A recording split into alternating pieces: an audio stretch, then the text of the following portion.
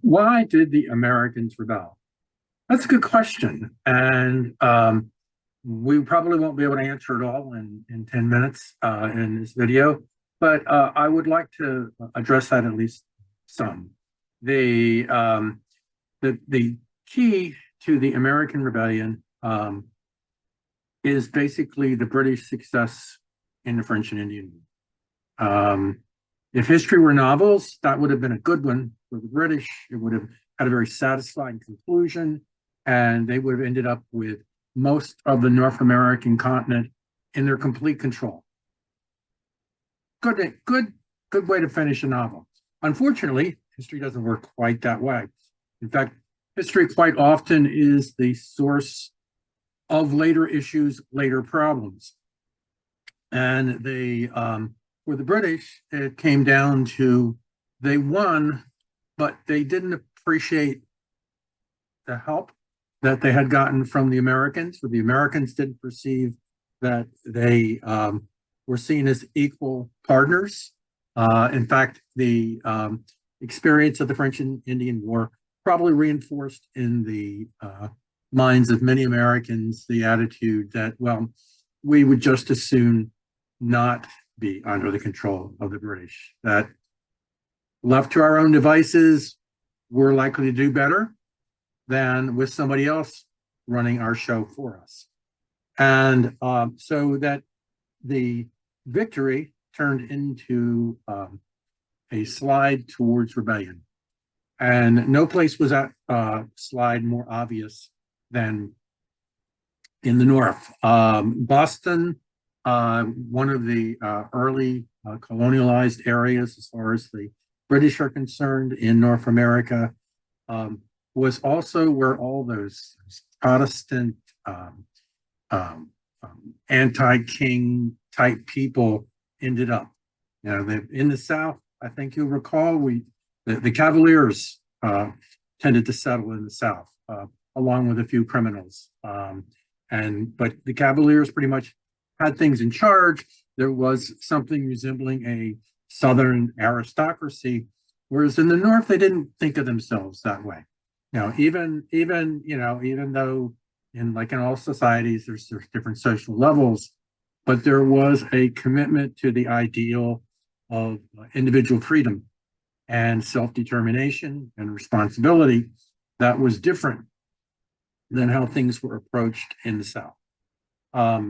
And given their choice, certainly most of the people who owned land and controlled things in the Southern colonies would just as soon have continued with things going forward. But the British pushed it all a little too far, and those annoying people in Boston got the sympathy of the nation, got the support of the nation over a period of time.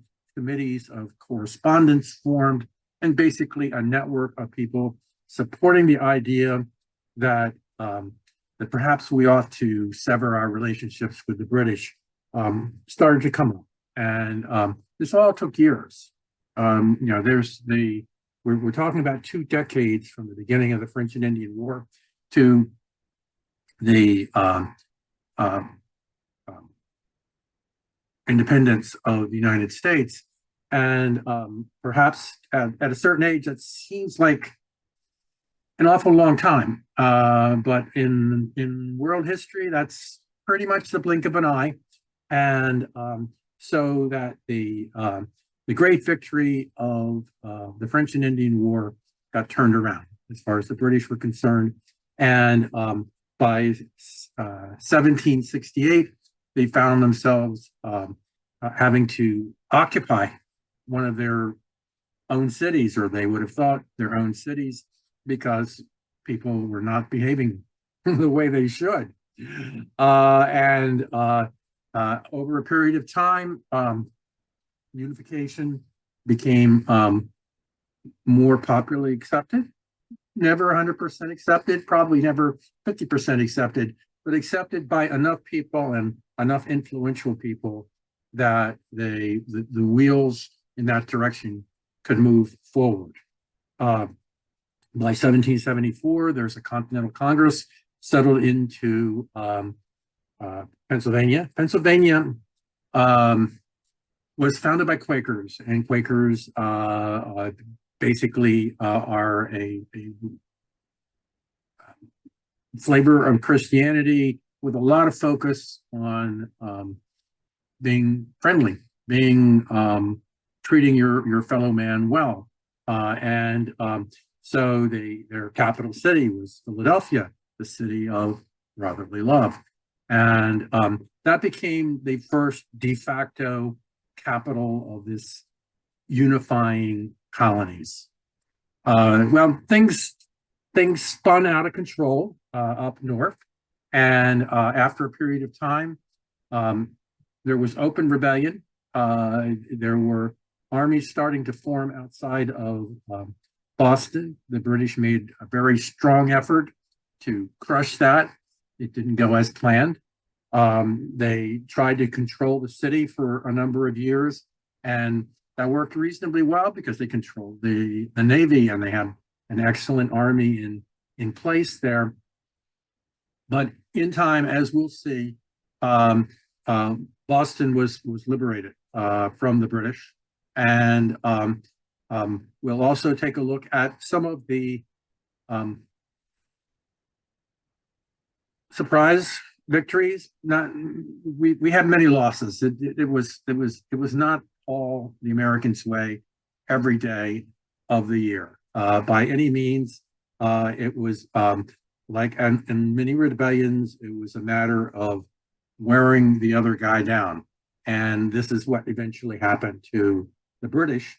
But among the interesting events that I'll talk about would include a Christmas Eve surprise, where George Washington grabbed up a bunch of troops and went across a very icy river and surrounded and captured a great number of German troops who were under the employ of the British.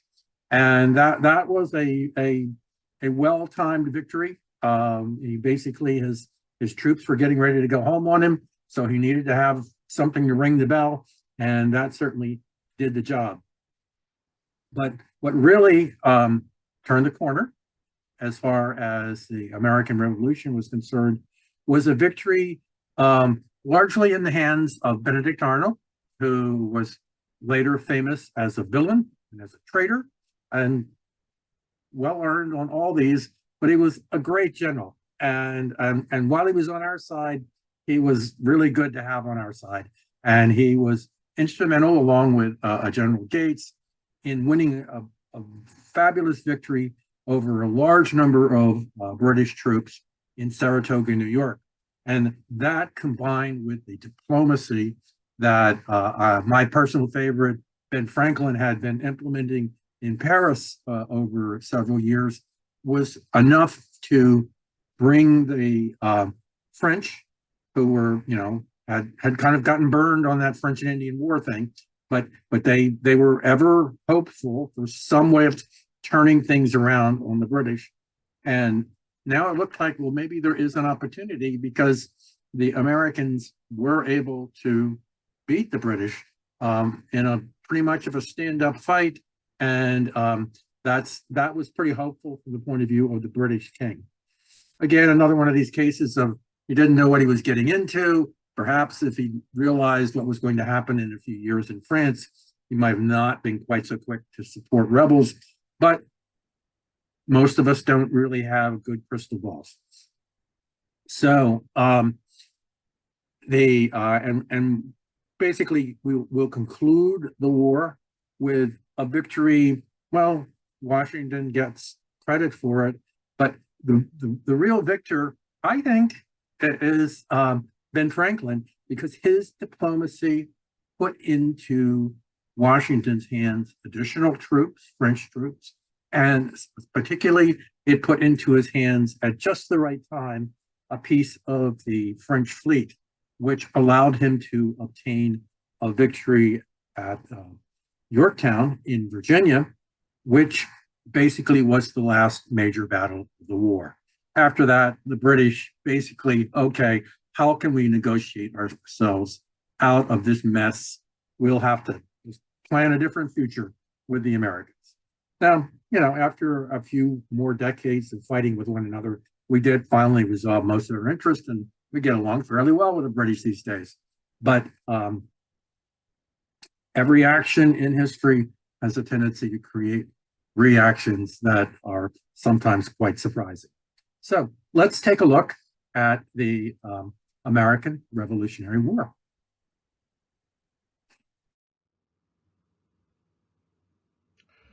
Why did the sparks of resistance in Boston flare into rebellion across the colonies? The Canadians seemed happy enough. Aside from some hardheads in Massachusetts, many people would have probably been content to continue our colonial relations with the British masters.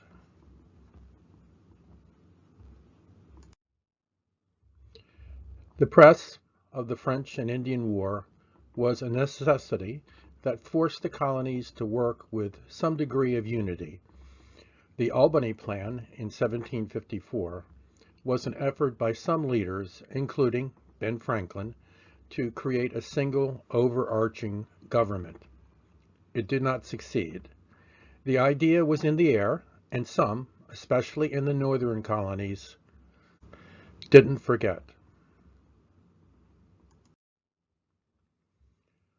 After the British war to expand their empire in North America, things did not go back to the way they had been, certainly not in Boston, where resistance continued to fester. The British occupation of 1768 had opposite of the effect that the king might have hoped. The resistance spread, and support for the rebellious Americans in the North increased throughout the colonies. Ended debate and correspondence within the colonies, the First Continental Congress met in Philadelphia. Philadelphia was a leading city, but also the center of the colonies, both geographically and in terms of political ardor. If a peaceful solution was to be found, it would probably be found here, but it wasn't. Listen, my children, and you shall hear of the midnight ride of Paul Revere. As a child, the midnight ride of Paul Revere was a popular poem. Paul Revere didn't figure much in the rest of the Revolution, but his efforts to warn patriots in Lexington and Concord of the oncoming British was memorialized by the American poet Longfellow.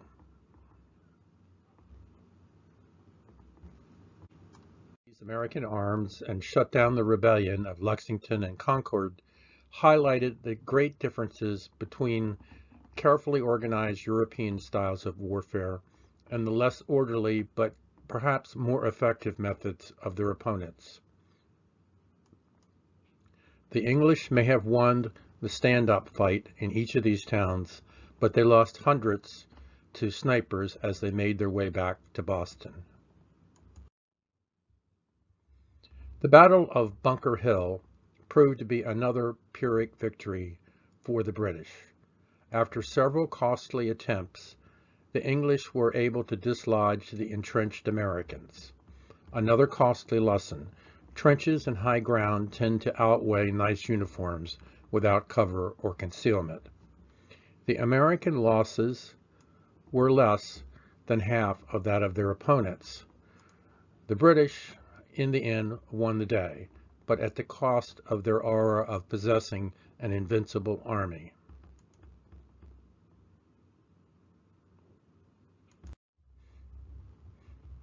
The Battle of Bunker Hill highlighted an American disadvantage: no cannon, certainly not enough to run a siege. Fortunately, there was an undermanned British fort left over from the French and Indian War not too far from Boston. Benedict Arnold, an interesting guy, and Ethan Allen surprised the small British garrison and captured their cannon. Later, the new commander-in-chief, Washington, had them hauled across the mountains to reinforce the American effort. Height is often helpful if you want to command. George Washington wasn't the tallest of the founding fathers, but he was tall by the standards of the time. Combined with experience, gravitas, and abilities, this made him a good choice for commander. He took up his duties and was soon off to Boston to supervise the siege. Washington assumed command at a critical moment. The British victory at Bunker Hill, while costly, was still a win. A more rigorous and better planned operation was required in order to bring things to a conclusion for the Americans. Washington, with the Ticonderoga cannon, was able to do this and force a British withdrawal from Boston. While the British may have seen it as repositioning their troops to attack from a different direction, it looked a lot like a victory for the Americans. Wars are seldom won simply on the battlefield. Ben Franklin was for diplomacy what Washington was for our military effort. Soon after the Declaration, he went to work wooing the French as an ally. While the founding of a new republic may have been of little interest to Louis, undermining the British, if it could be done at a reasonable cost, was attractive. Franklin, and later Adams, took years to secure the French as open allies, but their final support was decisive in ending the war to our advantage.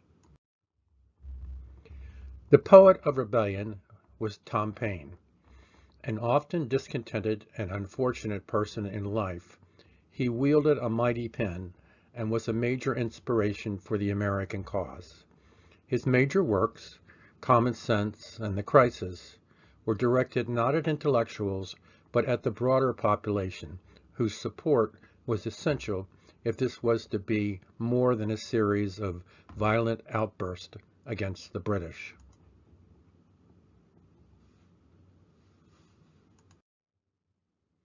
A very cold winter encampment near Philadelphia in late 1776 might have been the end of the war. Washington's troops had enlisted only for short periods, and these enlistments were about to run out. The British had purchased the services of German troops to support their effort. These Hessians were encamped across the river from Philadelphia in Trenton, New Jersey. Washington ruined their holiday with a surprising move across an icy Delaware River on Christmas Eve. Most particulars of the plan didn't go smoothly, but it came together well enough to ensure capture of nearly 1,000 Hessians and large amounts of material. It was nearly a year before Benjamin Franklin got what he really needed most in his negotiations with the French, a decisive victory. The Americans, under General Gates and Arnold, were able to inflict a major loss on larger forces of British at Saratoga, New York. This demonstrated to the colonists and to others that some chance of victory in their struggle was possible, and this impressed the French. The revolution took years to conclude, and the end was ever doubtful if you were a struggling continental soldier. But with the assistance of French troops and fleet, Yorktown effectively ended the war.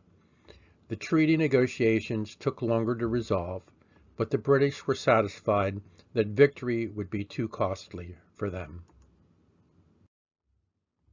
The conclusion of the war left the Americans with many problems to resolve, but as a new and independent nation.